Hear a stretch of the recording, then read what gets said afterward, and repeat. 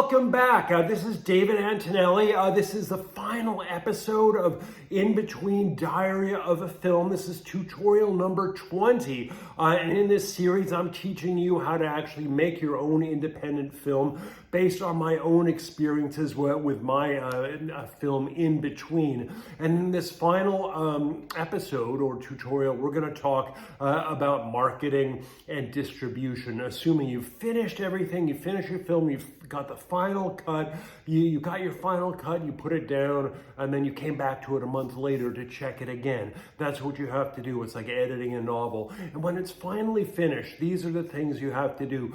You need to get a trailer. Now, a trailer's got to be very short, no more than a minute, and it has to get people to want to watch your film. Primarily, it has to put together a very alluring series of clips to get people to want to watch your film. And now with our trailer, I use the song by my friend's band, Manimal, Cyrus Lewis, his band, and it was used in the dance sequence where Jan and Lisi are dancing. And I use this because it kind of had a Quentin Tarantino feel about it, and the trailer sort of starts out saying, here's this guy Jan, and here are all the horrors and delights he's about to experience, and it shows all of those people that he meets, encounters, and everything, and it tells the story from a very different perspective than the film. Now, actually, Kevin T. Collins didn't like the trailer because he wanted it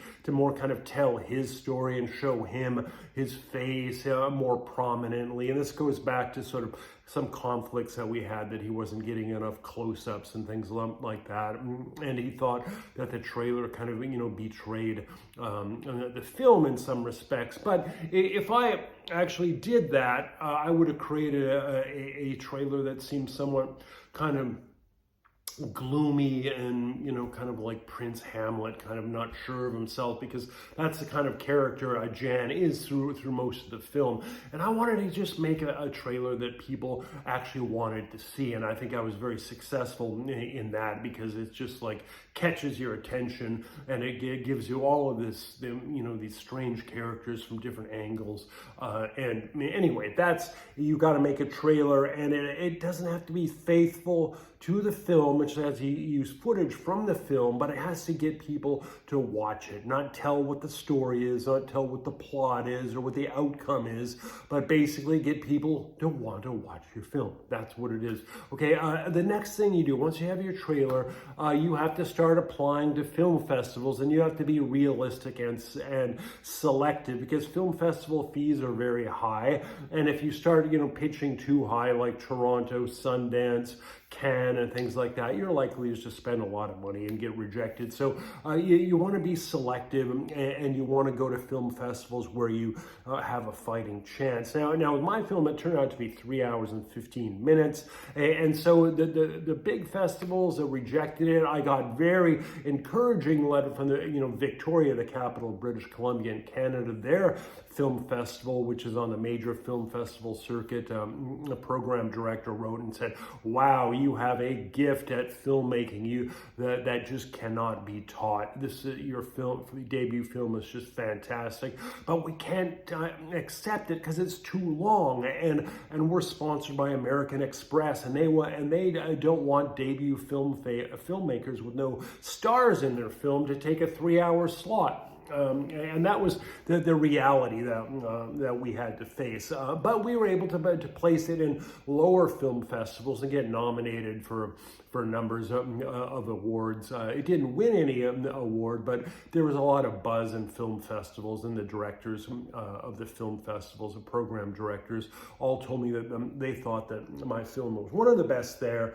They didn't win any prizes because, again, I didn't have any A or B list actors, and at one film festival in Los Angeles, they told me my film was the best film, but it was going to win an award because it had no B-list actors. And another film that had a B-list actor, a guy from the 70s who hadn't been acting since then, but he had been in a TV series, and actually won the award.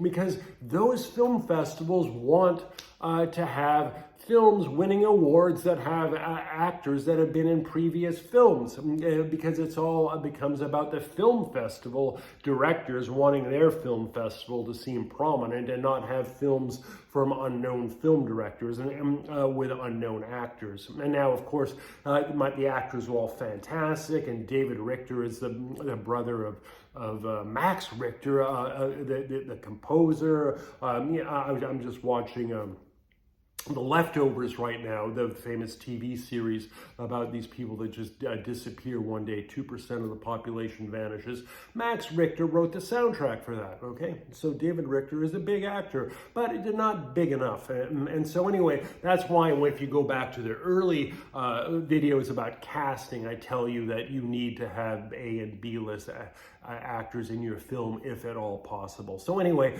that's what you do.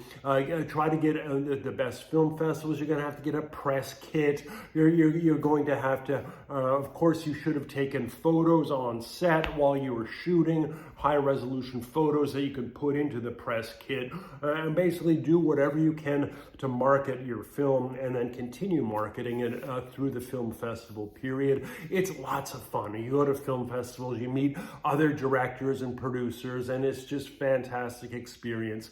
And of course, there's some professional jealousy. You know, people are kind of like, like, why did your film win and not mine and everything? But at the end of the day, we're all independent filmmakers, and we encourage each other, and we're proud when our brothers win an award, because everyone's putting a lot of work into their film. And another film director I know said all films take a lot of work to make, even bad films. So respect those people that win awards, even if you didn't win, because they put a lot of work in, and it's their dream too, okay? So just keep persistent.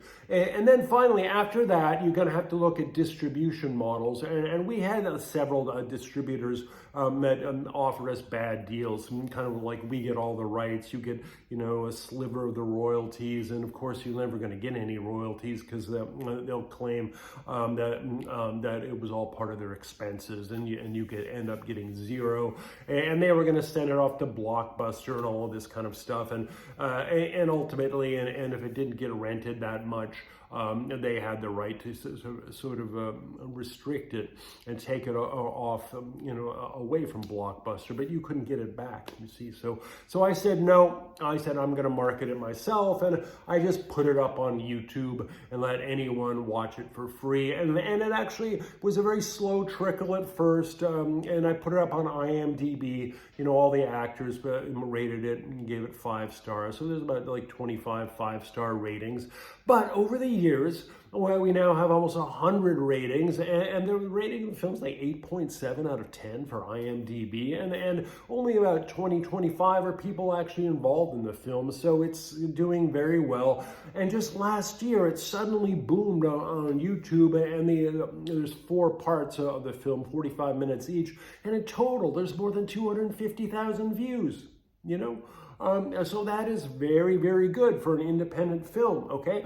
So you have to be patient. It took like 10 years for that to happen, but it's there, and it's growing, and you have to be, you have to be ready for that.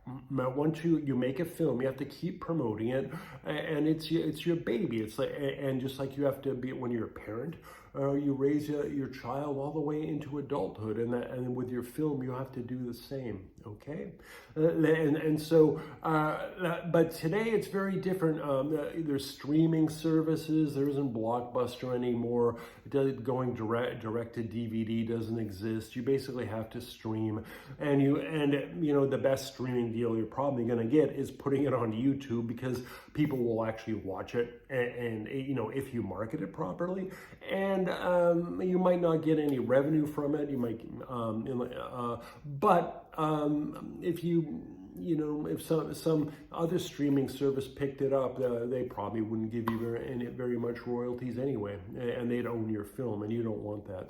So anyway, that's it. Good luck, and I hope you enjoyed this series as much as I enjoyed presenting it to you. And Inbetween is available as the novel version, from La Toisondor Books on Amazon or anywhere else. So my new novel about a day in the life of a men's fashion and fragrance influencer on his way to meet his estranged daughter in a very Kafkaesque world. It's written in the style kind of like Peter Handke, kind of very modernist, kind of eerie, very precise, yet also very dreamy at the same time. Anyway, I encourage you to buy both of these. Anyway, thanks for listening and good luck.